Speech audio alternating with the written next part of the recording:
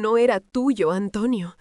Perdóname, pero nuestro hijo mayor, el hombre que ahora llora a tus pies con el corazón destrozado, no lleva tu sangre. Lo dije con la voz temblorosa pero firme, sosteniéndome del borde del ataúd barnizado para no caer al suelo junto con mis palabras. El silencio que siguió a mi confesión fue más pesado que la propia muerte. 40 pares de ojos se clavaron en mi nuca como agujas heladas. Escuché el jadeo horrorizado de tu hermana Gertrudis y el sonido seco de un rosario cayendo al suelo de mármol. Pero lo peor, lo que me desgarró el alma, fue ver a Miguel. Mi muchacho, mi orgullo de 45 años, se puso pálido como el papel. Sus ojos se volcaron hacia atrás y sus piernas cedieron. Se desplomó con un golpe sordo que retumbó en toda la sala velatoria, justo allí, frente al cadáver del hombre que él creyó su padre toda la vida. El caos estalló, los gritos de auxilio se mezclaron con los murmullos de escándalo, pero yo no podía dejar de mirar tu rostro pálido dentro de la caja, liberada por fin de esa carga que me dobló la espalda desde 1953. Pero, espera, hija, ¿cómo llegamos hasta aquí?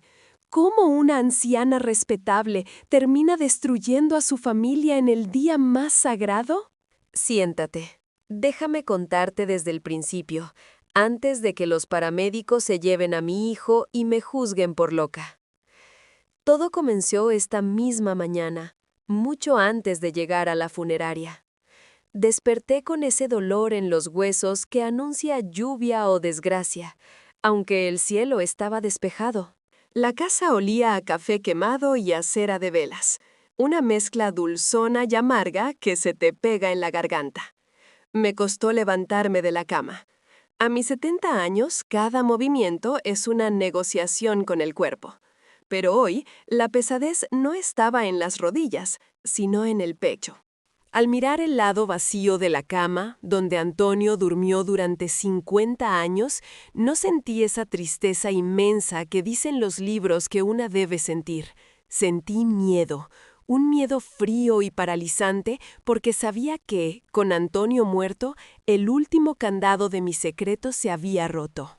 Mientras me ponía las medias negras de compresión, sentada al borde del colchón hundido, escuchaba el ajetreo en la planta baja. Mis nietos corrían, mis nueras discutían en susurros sobre si servir sándwiches de pollo o de jamón, y el teléfono no dejaba de sonar. Todo ese ruido me parecía ajeno, lejano. Yo solo podía pensar en 1953. En aquel verano sofocante donde el aire olía a tierra mojada y jazmines, y en los ojos verdes de aquel hombre que no era Antonio. Me miré al espejo del tocador mientras me abrochaba los botones del vestido de luto, ese que huele a naftalina porque solo lo uso para despedir a los de mi generación. La mujer que me devolvía la mirada tenía el pelo blanco y la piel como un mapa de arrugas, pero los ojos seguían siendo los mismos que vieron con pasión prohibida a quien no debían.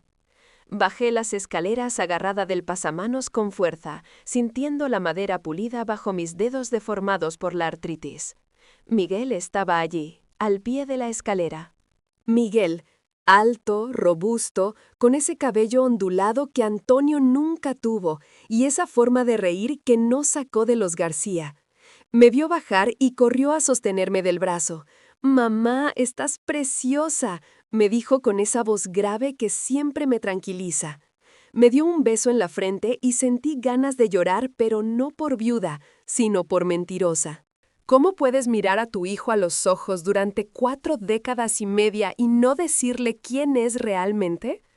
La culpa es un animal que te come por dentro, despacito, sin matarte nunca del todo. El viaje a la funeraria fue un suplicio. Iba en el asiento trasero del coche de Miguel, apretada entre mi hija menor y un arreglo floral inmenso que olía demasiado fuerte a lirios. Odio los lirios, huelen a iglesia cerrada y a despedidas forzadas. Mi hija me tomaba la mano y me la soba, diciendo, «Pobrecita mamá, ¿qué hará sin papá?». Yo asentía. mirando por la ventanilla las calles de nuestro pueblo, que han cambiado tanto como yo. Pasamos frente al viejo parque, y mi mente viajó sola a aquel banco de madera, bajo el roble donde se selló mi destino y el de Miguel. Recordé la promesa que hice, nunca decir la verdad mientras Antonio viviera. Él fue un buen hombre, Antonio. Me dio un techo, un apellido respetable y cariño, a su manera tosca y silenciosa. No merecía la vergüenza pública. Pero ahora Antonio ya no estaba para ser herido, y la verdad me quemaba la lengua como un carbón encendido. Al entrar en la sala velatoria, el murmullo de la gente bajó de volumen respetuosamente. Todos se acercaron a darme el pésame, besos húmedos en la mejilla, abrazos que me apretaban las costillas, frases hechas que no significan nada. Lo siento mucho, Sofía, era un santo, ya descansa. Yo solo asentía, con la mirada fija en el ataúd abierto al fondo de la sala, rodeado de 4 cirios enormes. Se veía tan pequeño allí dentro. La muerte nos encoge, nos quita la importancia. Me sentaron en la primera fila, en esas sillas de terciopelo granate que pican en las piernas. A mi lado se sentó Gertrudis, la hermana de Antonio, una mujer seca y criticona que siempre sospechó que yo no era la esposa perfecta para su hermano. Me miraba de reojo, controlando si lloraba lo suficiente. El ambiente estaba cargado. Hacía calor a pesar del aire acondicionado. Sentía que me faltaba el aire, que el vestido negro me estaba estrangulando. Miguel se levantó para leer unas palabras. Lo vi caminar hacia el atril, con sus hombros anchos y esa elegancia natural que contrastaba tanto con la figura rechoncha y baja de Antonio. Miguel habló de su padre, de las lecciones de vida, de cómo Antonio le enseñó a ser un hombre honesto. La palabra honesto resonó en mi cabeza como un campanazo. Mi hijo hablaba de honestidad basando su vida en una mentira que yo había tejido punto por punto. Sentí náuseas. Miré las caras de mis otros hijos, de mis nietos, de los vecinos. Todos creían en la foto perfecta de la familia unida y devota. Nadie sabía del hambre de amor que yo tenía en el 53, ni de la frialdad con la que me casaron con Antonio por conveniencia de mis padres. Cuando Miguel terminó, se acercó al ataúd, puso su mano sobre la de Antonio y lloró. Fue un llanto de niño, desamparado. Eso fue lo que me rompió. No podía permitir que llorara a un padre que no era el suyo, no con esa devoción ciega. No podía llevarme el secreto a la tumba y dejar a mi hijo viviendo una farsa. La verdad es un derecho, aunque duela, aunque destruya. Me apoyé en los reposabrazos de la silla y me impulsé hacia arriba. Mis rodillas crujieron, sonando como ramas secas. Gertrudis intentó sujetarme. «Siéntate, mujer, estás muy alterada», me susurró con su aliento a menta y tabaco. Me solté de su agarre con una fuerza que no sabía que tenía. Caminé hacia el ataúd. El sonido de mis zapatos ortopédicos resonaba en el mármol. Cloc, cloc, cloc. Cada paso era un año de silencio que dejaba atrás. La sala se quedó quieta. Llegué hasta donde estaba Miguel y le toqué el hombro suavemente. Él se apartó para dejarme espacio pensando que yo quería despedirme de mi esposo. Me incliné sobre el cuerpo de Antonio. Tenía la piel cerosa y fría, maquillada para parecer que solo dormía, pero la muerte no se puede disimular. Lo miré y sentí una oleada de ternura y pena. «Gracias por todo», pensé, «pero ya no te debo mi silencio». Levanté la vista y busqué los ojos de Miguel. Estaban rojos e hinchados. Luego miré a la sala llena, a esas 40 personas que representaban mi mundo entero. Respiré hondo, llenando mis pulmones con ese aire viciado de flores y cera, y supe que una vez que abriera la boca, mi vida como la conocía terminaría para siempre. La respetable doña Sofía iba a desaparecer para dar paso a la mujer que amó, pecó y cayó.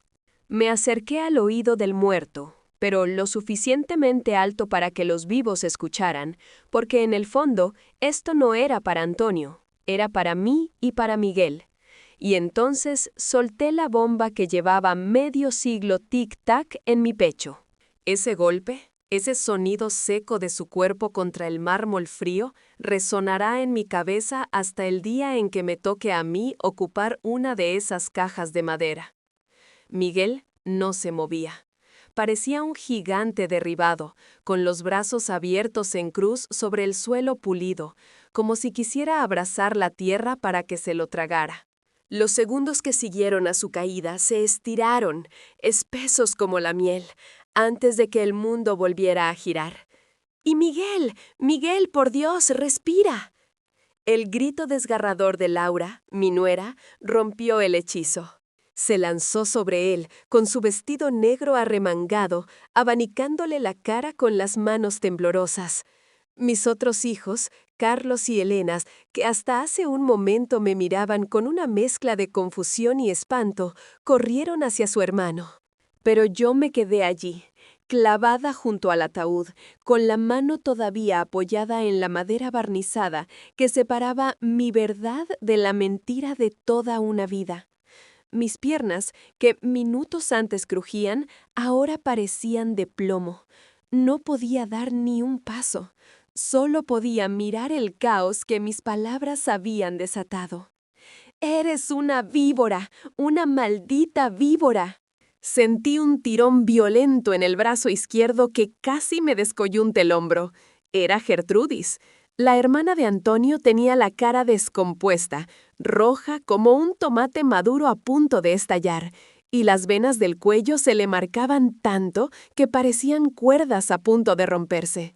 Me sacudió con una fuerza que no correspondía a su edad, clavándome sus uñas largas y pintadas de negro en la carne flácida de mi brazo. «¿Qué has dicho, Sofía? ¿Has perdido el juicio o es que el diablo se te ha metido dentro justo ahora, delante de todos, delante de su cuerpo presente?» Yo no forcejé. La miré a los ojos, esos ojos pequeños y oscuros tan parecidos a los de Antonio, y por primera vez en 50 años no bajé la vista. «No estoy loca, Gertrudis. Estoy cansada de cargar sacos de piedras en el alma». Me solté de su agarre con un movimiento seco y me alicé la manga del vestido, aunque por dentro me estaba temblando hasta el último nervio. El barullo en la sala era ensordecedor. Alguien pedía alcohol, otro gritaba que llamaran a una ambulancia. Vi cómo el señor Ramírez, el farmacéutico del pueblo y amigo de toda la vida, se arrodillaba junto a Miguel y le tomaba el pulso. «Está vivo, solo ha sido un síncope, una bajada de tensión brutal», anunció con voz grave. Vi el pecho de mi hijo subir y bajar con dificultad, y un suspiro se me escapó, pero no era de alivio completo. Sabía que cuando despertara, el dolor sería peor que el golpe. «Mamá». Elena, mi hija menor, se acercó a mí. No corrió como los demás hacia Miguel. Caminó despacio, como si tuviera miedo de acercarse a un animal peligroso. Tenía los ojos llenos de lágrimas, pero no eran lágrimas de duelo, eran de vergüenza. Me miraba como si de repente me hubieran salido dos cabezas. «Mamá, dime que es por la demencia. Dime que se te ha ido la cabeza por el dolor. Por favor, mamá, di que es mentira». La miré, a mi niña de 40 años, tan parecida a mí en los gestos, pero con la barbilla de Antonio. Me dieron ganas de mentirle, de acariciarle el pelo y decirle: «Sí, hija, la abuela chochea, no hagas caso». Hubiera sido lo fácil. Hubiera sido volver a ponerme la máscara de la viuda perfecta. Pero entonces miré hacia el ataúd. Miré el perfil de Antonio, su nariz aguileña, esa que ninguno de mis hijos heredó, salvo Elena un poco. Y recordé el verano del 53. Recordé por qué estaba haciendo esto. «No, Elena, no es mentira. Y no estoy loca», le dije con una voz que me salió ronca, como si tuviera arena en la garganta. «Tu hermano Miguel no es hijo de tu padre. Es hijo del único hombre que me hizo sentir que la sangre me corría caliente por las venas. Un grito ahogado recorrió la primera fila de sillas. Las primas lejanas se tapaban la boca con pañuelos de encaje.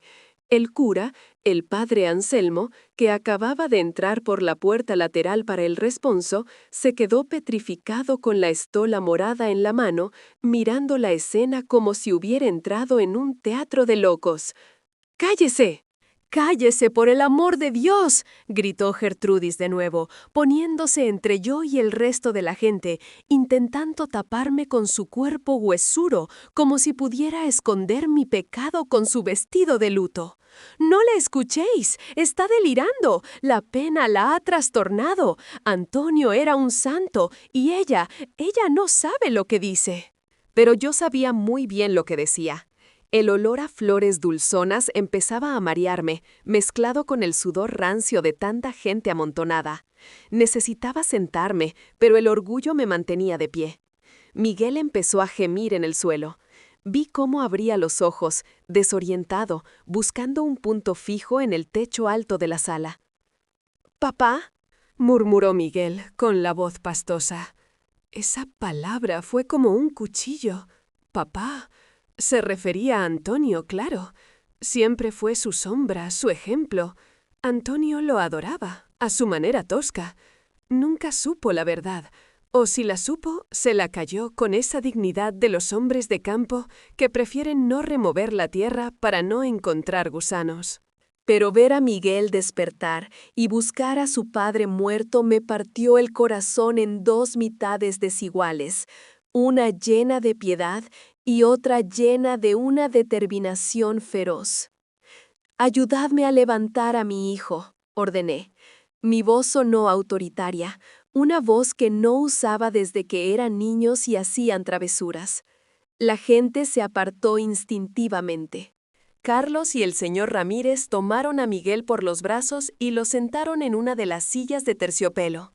Estaba pálido, con un sudor frío perlándole la frente. Me miró. Sus ojos, esos ojos verdes con motas marrones que tanto me costó justificar diciendo que eran de una bisabuela lejana, se clavaron en los míos. En su mirada había terror. Terror a que lo que había escuchado antes de desmayarse fuera real. «Mamá, ¿qué dijiste?», preguntó Miguel, ignorando el vaso de agua que le ofrecía su esposa. Su voz temblaba como una hoja al viento. «Dime que lo soñé». Me acerqué a él. Arrastré mis pies pesados, esquivando a Gertrudis que intentaba bloquearme el paso de nuevo, pero esta vez la aparté con un empujón suave pero firme. Me senté en la silla frente a él, rodilla con rodilla. Le tomé las manos. Las tenía heladas, grandes, fuertes, manos de trabajador. Manos que no se parecían en nada a las manos pequeñas y regordetas de Antonio.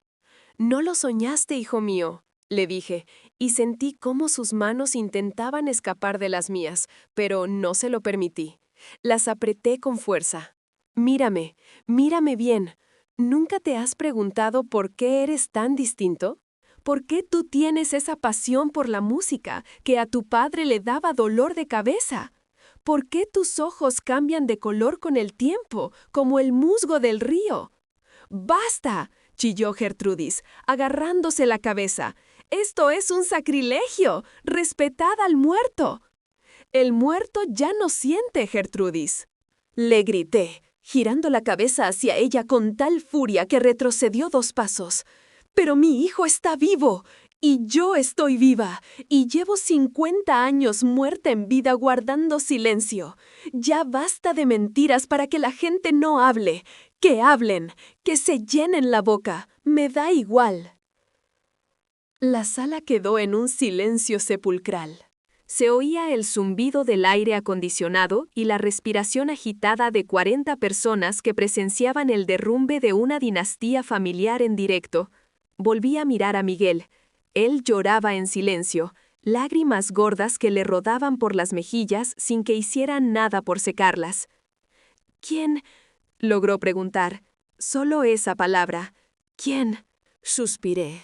y al soltar el aire sentí que me transportaba lejos de esa sala fría, lejos del olor a muerte. Cerré los ojos un segundo y vi el sol de agosto de 1953. Sentí el calor pegajoso de la siesta, el canto de las chicharras que aturdía los sentidos. Fue el año de la gran sequía. Empecé a contar, y mi voz cambió. Ya no era la voz de una anciana defendiéndose, era la voz de una mujer joven recordando. Tú no habías nacido. Yo tenía 20 años y estaba prometida con Antonio. Nuestros padres lo habían arreglado todo, juntar las tierras, juntar los apellidos. Antonio era un buen partido, decían, trabajador, serio, de misa diaria. Pero yo me ahogaba, Miguel, me ahogaba en esa casa de paredes gruesas, donde todo estaba prohibido, donde reírse alto era pecado. Noté que la gente se inclinaba hacia adelante. El morbo es más fuerte que el respeto. Querían saber, querían los detalles sucios para poder destriparme luego en la plaza del mercado, pero yo solo le hablaba a Miguel. Entonces llegó él, susurré. No era de aquí. Vino para la vendimia, contratado por los terratenientes de la finca colindante. No tenía tierras, ni apellido, ni dinero. Solo tenía una guitarra vieja y una forma de mirar que te desnudaba el alma sin tocarte la ropa. Se llamaba Roberto. Al pronunciar su nombre, sentí un escalofrío. Roberto. Hacía décadas que no lo decía en voz alta. El nombre flotó en el aire viciado de la funeraria como un fantasma invocado. «Roberto», repitió Miguel, saboreando el nombre de un extraño que de repente era su origen. Nos veíamos a escondidas, continué, apretando más sus manos. En el lavadero viejo, detrás de los cañaverales, cuando el sol caía y el pueblo se metía en sus casas a rezar el rosario. Él me enseñó que la vida no era solo trabajar y obedecer. Me enseñó que se podía amar con rabia, con desesperación. Tú fuiste fruto de ese amor, Miguel. De un amor que duró lo que dura un verano, pero que fue lo único verdadero que he vivido. ¿Y papá?, preguntó Elena desde atrás, con voz acusadora. ¿Qué pasa con papá? ¿Lo engañaste?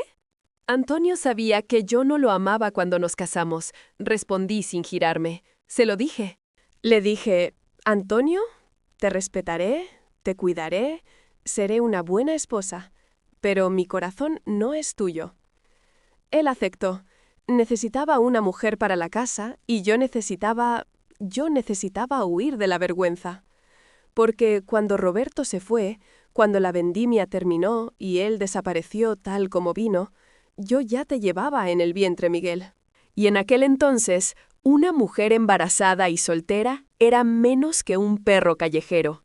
Mis padres me habrían echado a la calle, me habrían matado en vida. Miré hacia el ataúd de nuevo. Antonio me salvó. Se casó conmigo 2 meses después, apresurando la boda porque no podía esperar. Todo el mundo pensó que era sietemesino, Miguel. Que te adelantaste. Antonio te dio su apellido, te dio su techo. Y yo le pagué con 50 años de servicio, de planchar sus camisas, de criar a sus hijos, de calentarle la cama sin rechistar. Pagué mi deuda, Miguel, la pagué con creces. Pero no podía dejar que lloraras hoy pensando que eras sangre de su sangre, cuando eres hijo del fuego y del viento. Miguel retiró sus manos de las mías lentamente. Se cubrió la cara.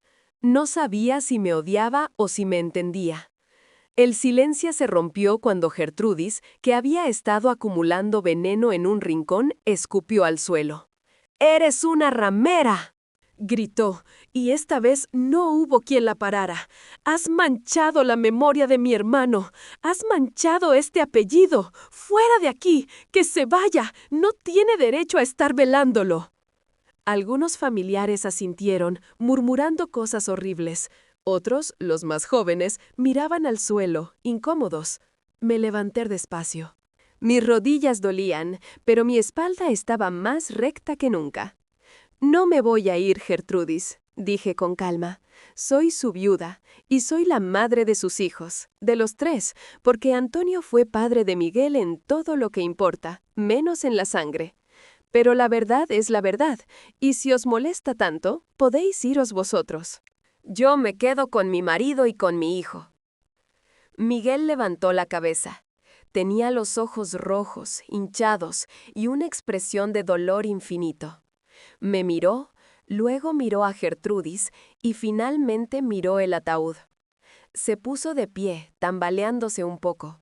Todos contuvieron el aliento, esperando ver qué hacía el hombre cuya identidad acababa de hacerse añicos. Miguel dio un paso hacia mí. Levantó la mano y yo cerré los ojos, esperando un golpe, un reproche, un grito. Pero lo que sentí fue su mano pesada posándose en mi hombro, apretando con fuerza, sosteniéndome para que no me cayera yo también. «Siéntate, mamá», dijo con voz ronca. «Tienes que contármelo todo, pero no aquí, no con ellos». Y en ese momento supe que había perdido la reputación, el respeto del pueblo y probablemente el cariño de la mitad de mi familia. Pero al ver cómo Miguel se enfrentaba con la mirada a su tía Gertrudis, defendiendo a la madre pecadora, supe que había recuperado algo mucho más importante, la dignidad de no tener que mentirle nunca más a la única persona que realmente importaba, aunque la tormenta solo acababa de empezar. Ese golpe, ese sonido seco de su cuerpo contra el mármol frío, resonará en mi cabeza hasta el día en que me toque a mí ocupar una de esas cajas de madera. Miguel no se movía. Parecía un gigante derribado, con los brazos abiertos en cruz sobre el suelo pulido, como si quisiera abrazar la tierra para que se lo tragara. Los segundos que siguieron a su caída se estiraron, espesos como la miel, antes de que el mundo volviera a girar. Y cuando lo hizo, giró con violencia. «¡Miguel! ¡Miguel! ¡Por Dios! ¡Respira!». El grito desgarrador de Laura, mi nuera, rompió el hechizo. Se lanzó sobre él, con su vestido negro arremangado, abanicándole la cara con las manos temblorosas. Mis otros hijos, Carlos y Elena, que hasta hace un momento me miraban con una mezcla de confusión y espanto, corrieron hacia su hermano. Pero yo me quedé allí, clavada junto al ataúd, con la mano todavía apoyada en la madera barnizada que separaba mi verdad de la mentira de toda una vida. Mis piernas, que minutos antes crujían, ahora parecían de plomo. No podía dar ni un paso. Solo podía mirar el caos que mis palabras habían desatado. «¡Eres una víbora! ¡Una maldita víbora!». Sentí un tirón violento en el brazo izquierdo que casi me descoyunta el hombro. Era Gertrudis. La hermana de Antonio tenía la cara descompuesta, roja como un tomate maduro a punto de estallar, y las venas del cuello se le marcaban tanto que parecían cuerdas a punto de romperse. Me sacudió con una fuerza que no correspondía a su edad, clavándome sus uñas largas y pintadas de negro en la carne flácida de mi brazo. «¿Qué has dicho, Sofía? ¿Has perdido el juicio o es que el diablo se te ha metido dentro justo ahora? Delante de todos, delante de su cuerpo presente». Yo no forcejé. La miré a los ojos, esos ojos pequeños y oscuros, tan parecidos a los de Antonio, y por primera vez en 50 años no bajé la vista. No estoy loca, Gertrudis. Estoy cansada, cansada de cargar sacos de piedras en el alma. Me solté de su agarre con un movimiento seco y me alicé la manga del vestido, aunque por dentro me estaba temblando hasta el último nervio. El barullo en la sala era ensordecedor. Alguien pedía alcohol, otro gritaba que llamaran a una ambulancia. Vi cómo el señor Ramírez, el farmacéutico del pueblo y amigo de toda la vida, se arrodillaba junto a Miguel y le tomaba el pulso. «Está vivo, solo ha sido un síncope, una bajada de tensión brutal», anunció con voz grave. Vi el pecho de mi hijo subir y bajar con dificultad, y un suspiro se me escapó, pero no era de alivio completo. Sabía que cuando despertara, el dolor sería peor que el golpe. Mamá. Elena, mi hija menor, se acercó a mí. No corrió como los demás hacia Miguel. Caminó despacio, como si tuviera miedo de acercarse a un animal peligroso. Tenía los ojos llenos de lágrimas, pero no eran lágrimas de duelo, eran de vergüenza. Me miraba como si de repente me hubieran salido dos cabezas. Mamá, dime que es por la demencia. Dime que se te ha ido la cabeza por el dolor. Por favor, mamá, di que es mentira. La miré, a mi niña de 40 años, tan parecida a mí en los gestos, pero con la barbilla de Antonio. Me dieron ganas de mentirle, de acariciarle el pelo y decirle, sí, hija, la abuela chochea, no hagas caso. Hubiera sido lo fácil. Hubiera sido volver a ponerme la máscara de la viuda perfecta. Pero entonces miré hacia el ataúd.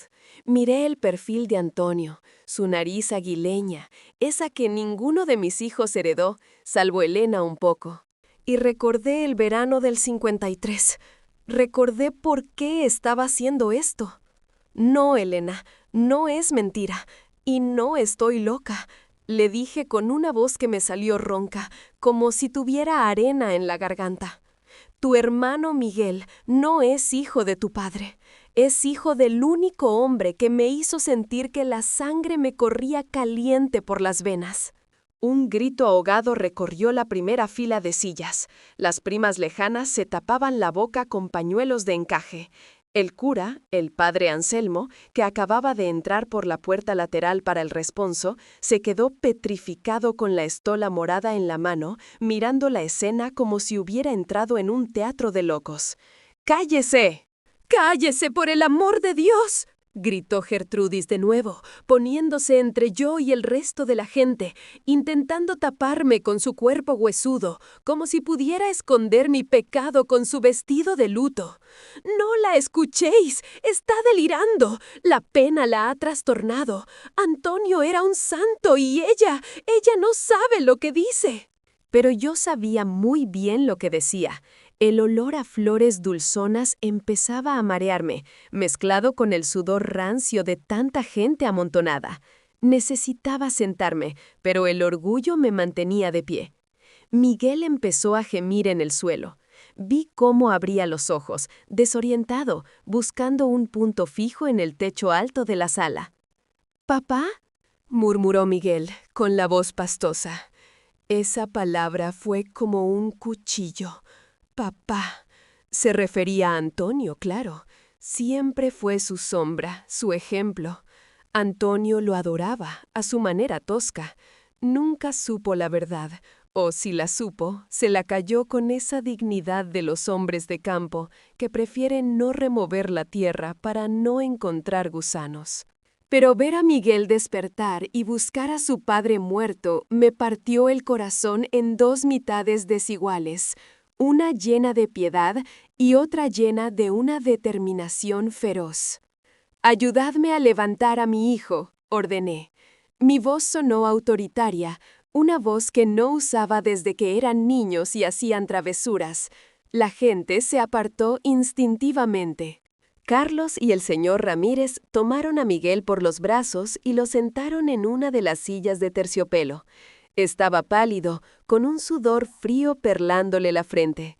Me miró. Sus ojos, esos ojos verdes con motas marrones que tanto me costó justificar diciendo que eran de una bisabuela lejana, se clavaron en los míos. En su mirada había terror. Terror a que lo que había escuchado antes de desmayarse fuera real.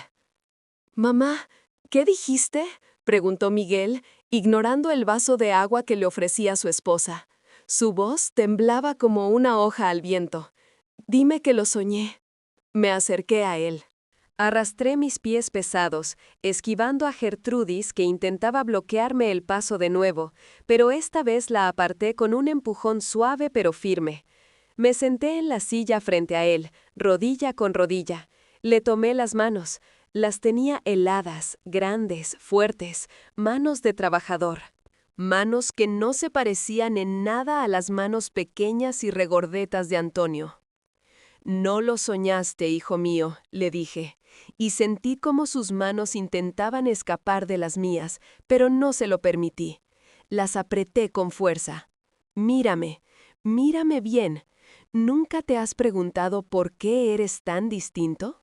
¿Por qué tú tienes esa pasión por la música que a tu padre le daba dolor de cabeza? ¿Por qué tus ojos cambian de color con el tiempo, como el musgo del río? ¡Basta!, chilló Gertrudis, agarrándose la cabeza. «Esto es un sacrilegio. Respetad al muerto». «El muerto ya no siente, Gertrudis», le grité, girando la cabeza hacia ella con tal furia que retrocedió 2 pasos. «Pero mi hijo está vivo, y yo estoy viva, y llevo 50 años muerta en vida guardando silencio. Ya basta de mentiras para que la gente no hable. ¡Que hablen! ¡Que se llenen la boca! ¡Me da igual!». La sala quedó en un silencio sepulcral. Se oía el zumbido del aire acondicionado y la respiración agitada de 40 personas que presenciaban el derrumbe de una dinastía familiar en directo. Volví a mirar a Miguel. Él lloraba en silencio, lágrimas gordas que le rodaban por las mejillas sin que hiciera nada por secarlas. «¿Quién?», logró preguntar. Solo esa palabra. «¿Quién?». Suspiré, y al soltar el aire sentí que me transportaba lejos de esa sala fría, lejos del olor a muerte. Cerré los ojos un segundo y vi el sol de agosto de 1953. Sentí el calor pegajoso de la siesta, el canto de las chicharras que aturdía los sentidos. Fue el año de la gran sequía. Empecé a contar, y mi voz cambió. Ya no era la voz de una anciana defendiéndose, era la voz de una mujer joven recordando. Tú no habías nacido. Yo tenía 20 años y estaba prometida con Antonio. Nuestros padres lo habían arreglado todo. Juntar las tierras, juntar los apellidos.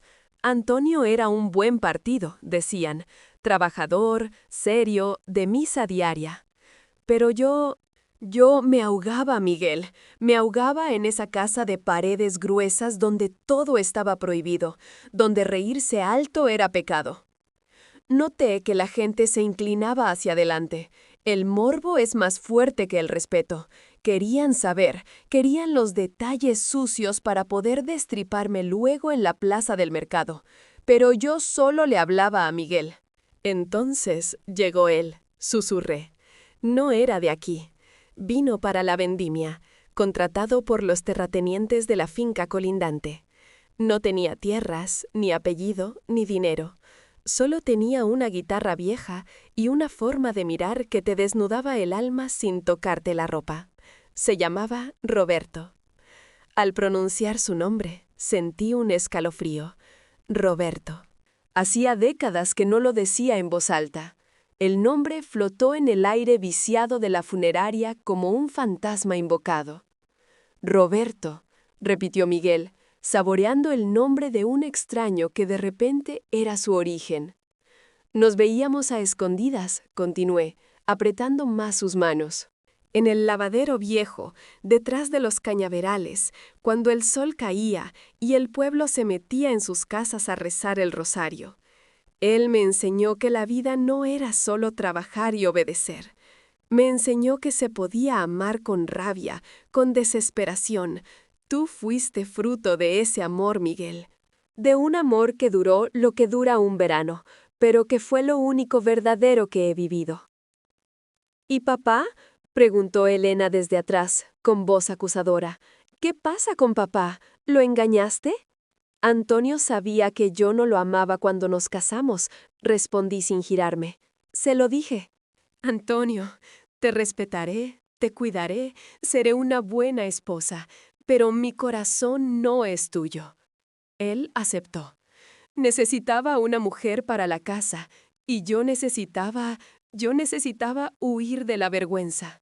Porque cuando Roberto se fue, cuando la vendimia terminó y él desapareció tal como vino, yo ya te llevaba en el vientre, Miguel.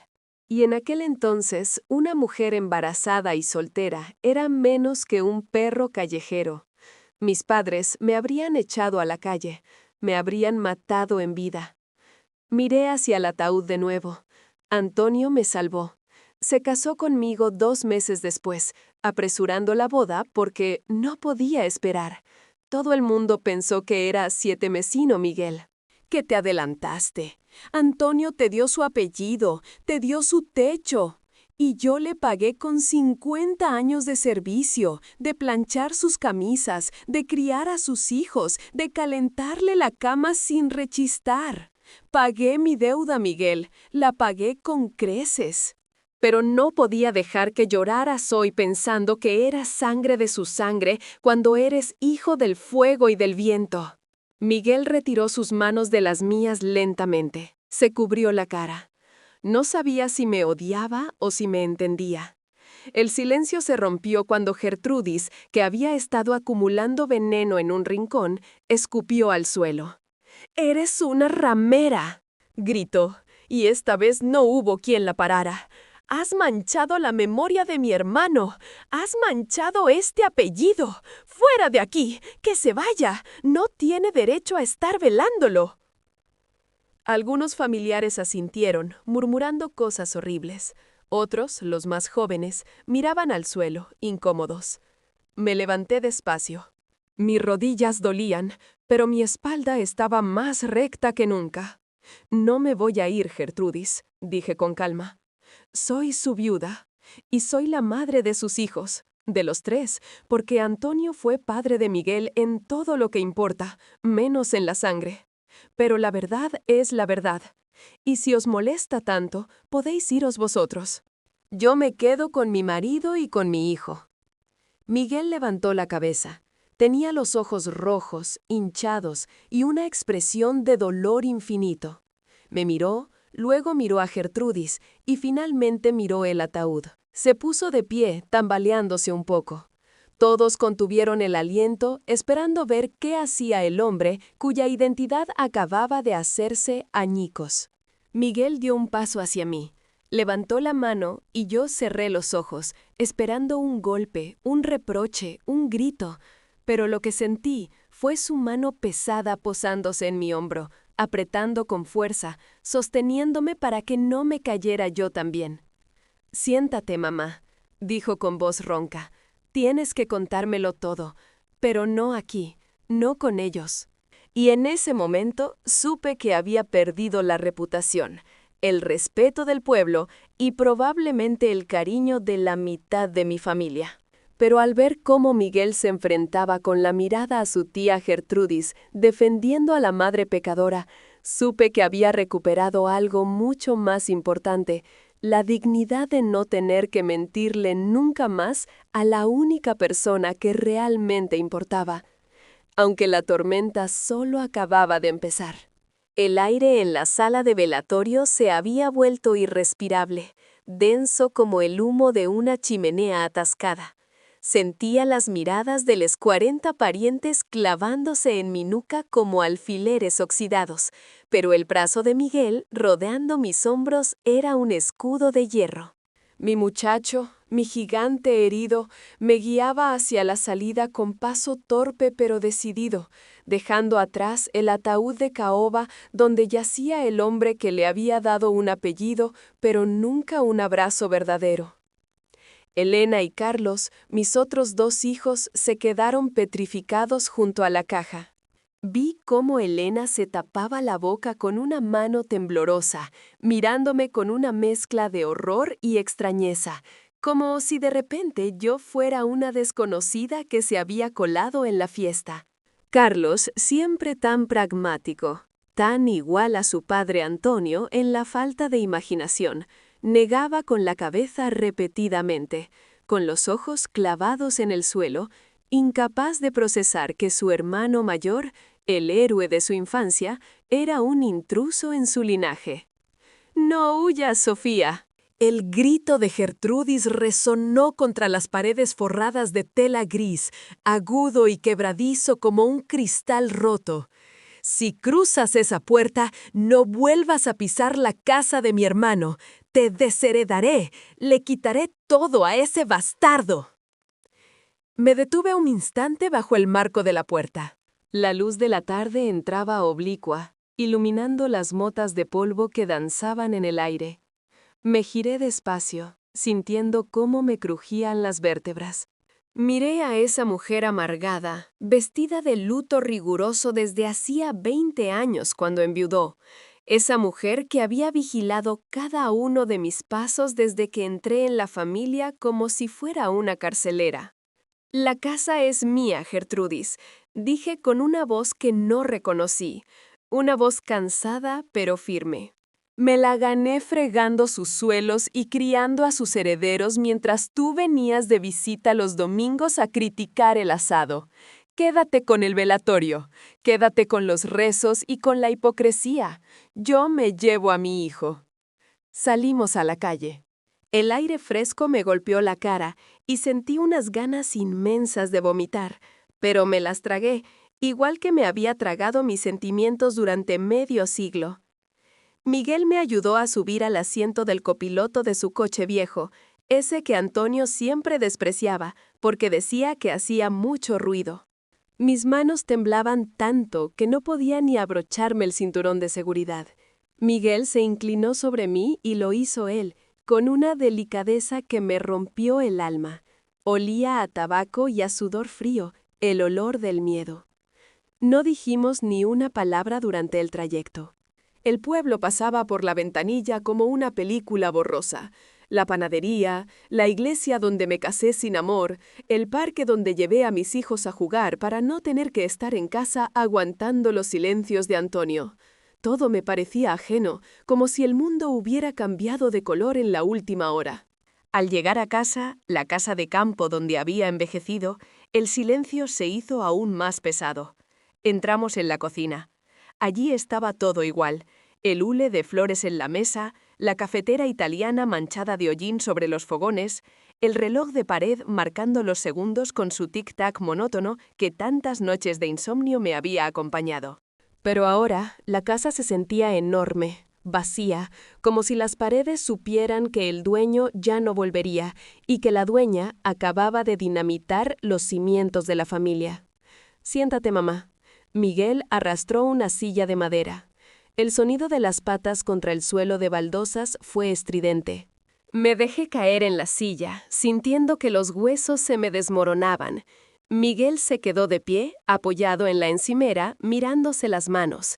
Esas manos grandes. «¿Era músico?», preguntó de repente, sin mirarme.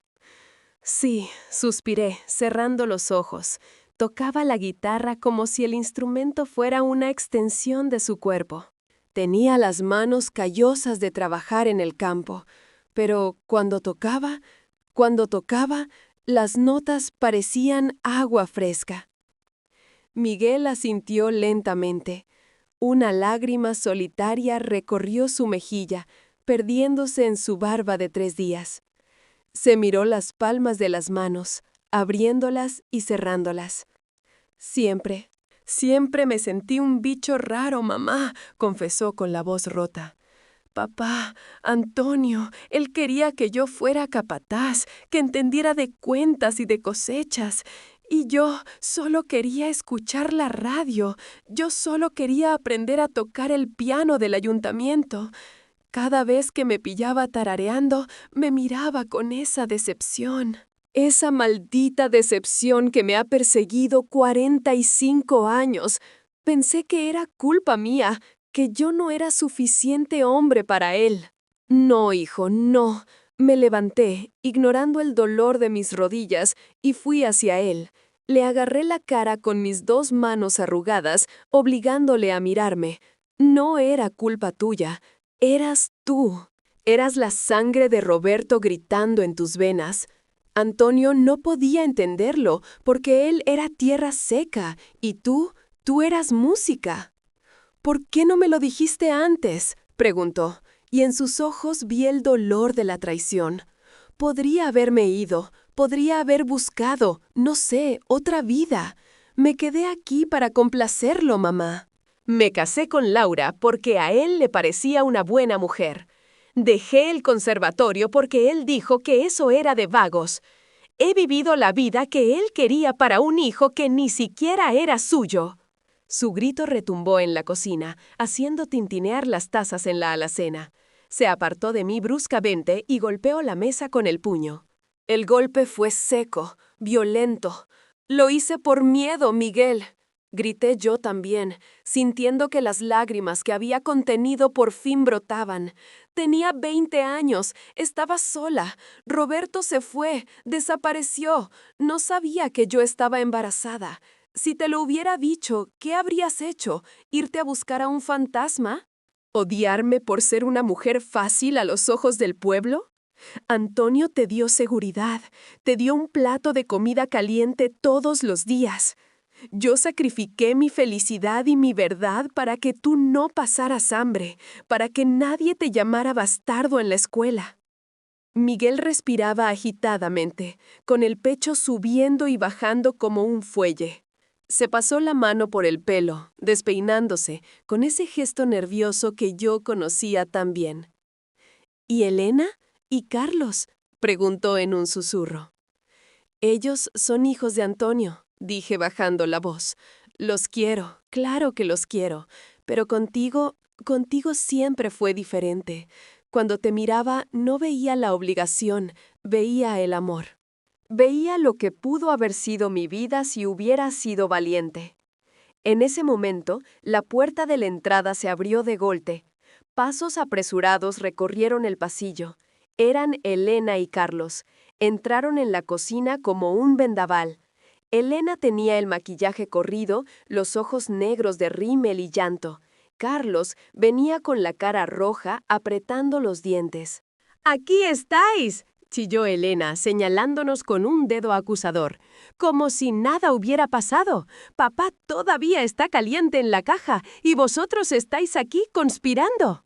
No estamos conspirando, Elena, dijo Miguel, irguiéndose. Su voz sonó diferente, más grave, más dueña de sí misma. Mamá me está contando la verdad. Esa verdad que tú y Carlos tenéis derecho a saber, pero que no os da derecho a juzgarla. ¿Juzgarla? Carlos soltó una risa amarga, sin alegría. Nos ha mentido toda la vida. Nos ha hecho creer que éramos una familia normal. ¿Y ahora qué? ¿Resulta que mi hermano mayor es un extraño? No soy un extraño, Carlos, dijo Miguel, avanzando un paso hacia él. Soy el mismo que te enseñó a montar en bicicleta. El mismo que te cubría cuando llegabas tarde de fiesta para que papá no te pegara. La sangre no cambia eso. La sangre lo es todo, escupió Carlos. Por eso papá nunca te tragaba del todo. Por eso siempre era tan duro contigo. En el fondo, él lo sabía. Tenía que saberlo. Miré a Carlos y sentí una punzada de dolor agudo en el pecho. Antonio no lo sabía, dije con firmeza. Tu padre era un hombre simple, Carlos. Veía lo que quería ver. Creía que Miguel salió a mi familia, a algún abuelo lejano. Nunca dudó de mí porque para él yo era una propiedad más, como el tractor o la finca. Y las propiedades no engañan. Mamá, eres monstruosa, susurró Elena, mirándome con asco. Has vivido una mentira cada día. Nos has besado las buenas noches con esa mentira en los labios. Hice lo que tuve que hacer para sobrevivir, Elena. Algún día, quizás, la vida te enseñe que no todo es blanco o negro. Algún día entenderás que a veces las mujeres nos tragamos veneno para que nuestros hijos puedan beber agua. Elena negó con la cabeza y retrocedió hacia la puerta. No quiero escucharte. Me voy. Gertrudis tiene razón. Has manchado todo. Vámonos, Carlos. No pintamos nada aquí con esta gente. Carlos me miró una última vez. Vi duda en sus ojos. Vi el recuerdo de los años de cuidados, de los platos de sopa caliente, de la ropa planchada. Pero el orgullo de macho herido, ese orgullo que había heredado intacto de Antonio, ganó la batalla. Se dio la media vuelta y siguió a su hermana. Oí el portazo de la entrada y el ruido del motor de su coche alejándose. La casa volvió a quedar en silencio, pero ahora era un silencio diferente. Era el silencio de las ruinas después del bombardeo. Me sentía vieja, más vieja que mis 80 años. Mis piernas flaquearon y tuve que agarrarme a la mesa para no caer. Miguel se acercó rápidamente y me sostuvo. Me llevó hasta el sillón de mimbre junto a la ventana, donde solía sentarme a coser y a mirar el camino, esperando algo que nunca llegaba. Se arrodilló a mi lado, poniendo su cabeza en mi regazo, como cuando era un niño y venía llorando porque se había raspado las rodillas. Acaricié su pelo, que ya empezaba a grisear en las sienes. ¿Me odias?, le pregunté en un susurro, temiendo la respuesta más que a la muerte. Miguel levantó la cabeza. Sus ojos verdes, esos ojos de músico, de soñador, de amante prohibido, me miraron con una profundidad que me estremeció. «No, mamá», dijo suavemente, «no te odio, pero me duele. Me duele aquí dentro», se golpeó el pecho, «porque ahora entiendo todo. Entiendo los silencios, entiendo tu tristeza. Entiendo por qué a veces, cuando creías que nadie te veía, mirabas al horizonte con esa nostalgia infinita». Me tomó la mano y la besó. Sus labios estaban calientes. «Ahora solo quiero saber una cosa, mamá». «¿Qué cosa, hijo?» «¿Dónde está él? ¿Sigue vivo? ¿Alguna vez preguntó por ti?» El corazón me dio un vuelco. Esa era la segunda parte del secreto. La parte que guardaba en una caja de zapatos al fondo del armario, debajo de las sábanas de hilo que nunca usaba. «Ayúdame al ir al dormitorio, Miguel», le dije, sintiendo que me faltaba el aire. «Hay algo que tienes que ver». Algo que llegó por correo hace 52 años y que nunca me atreví a contestar. Miguel me ayudó a levantarme. Caminamos despacio por el pasillo en penumbra, madre e hijo, viuda y bastardo, caminando hacia el último vestigio de un amor de verano que había sobrevivido medio siglo de invierno. Mientras caminaba, pensé en Antonio, solo en la funeraria, rodeado de flores caras y parientes indignados, y por primera vez no sentí culpa. Sentí que, por fin, la balanza de la vida empezaba a equilibrarse. Entramos en el dormitorio matrimonial, esa habitación que siempre olió a encierro y a linimento, aunque yo abriera las ventanas de par en par cada mañana. La cama de matrimonio, con su colcha de chenilla blanca, parecía ahora un altar vacío, un mueble inmenso y absurdo donde había dormido 50 años junto a un hombre que nunca supo el color de mis sueños. Mis manos, nudosas y llenas de manchas, buscaron a tientas en el fondo del armario, apartando los abrigos de lana que olían a humedad. Allí estaba, una caja de zapatos de cartón gris, desgastada por las esquinas, escondida bajo un montón de sábanas de hilo bordadas que eran parte de mi ajuar y que jamás estrené porque a Antonio le parecían demasiado finas para el uso diario. Saqué la caja. Pesaba poco, pero sentí que cargaba con 1 tonelada de plomo.